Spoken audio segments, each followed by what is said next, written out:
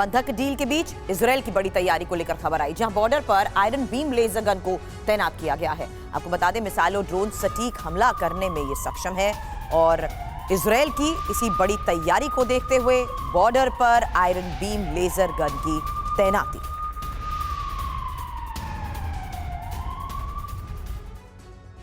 तो इजरायल का नया अचूक हथियार आखिर कौन सा है? आयरन डोम के बाद इजरायल का एक और सुरक्षा कवच अब तैयार हो गया है।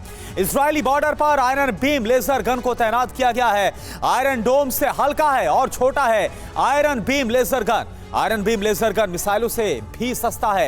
एक फायरिंग के लिए 60,000 अमेरिकी डॉलर की लागत आती है। किसी भी मौसम में मार करने में यह सक्षम है। दुश्मन के मिसाइल और ड्रोन को तबाह करने में बेहद माहिर है यह अचूक हथियार, जो कि है आयरन बीम लेजर गन।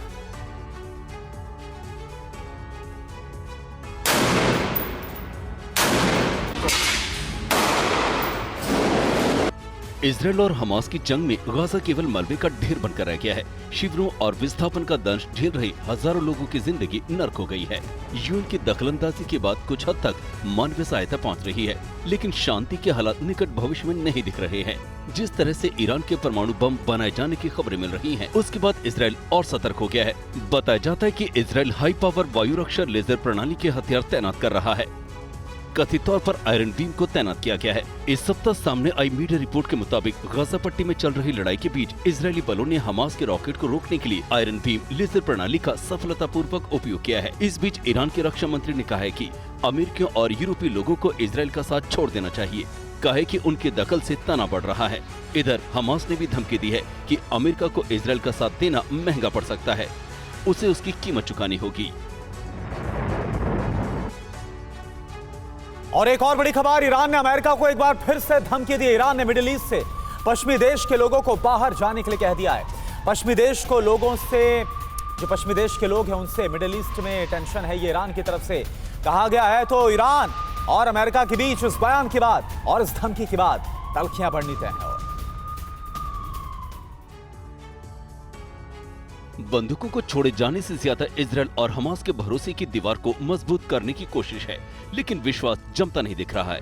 दोनों एक दूसरे को धोखे और फरेबी नजर से देख रहे हैं। हमास के अधिकारी के हवाले से एक विदेशी मीडिया रिपोर्ट के मुताबिक इजरायल ने रिहा किए जाने वाले फिलिस्तीनी कैदियों की सहमति वाली सूची में कई बदलाव किए हैं। साथ ही दावा किया गया है कि आईडीएफ ने गाजा के बैथेनन में 2 फिलिस्तीनियों को मार डाला, वो भी उस क्षेत्र में जहां फिलिस्तीनियों को आने जाने की अनुमति है। हालांकि इजरायल ने संघर्ष विराम के समझौते का उल्लंघन करने से इनकार किया है।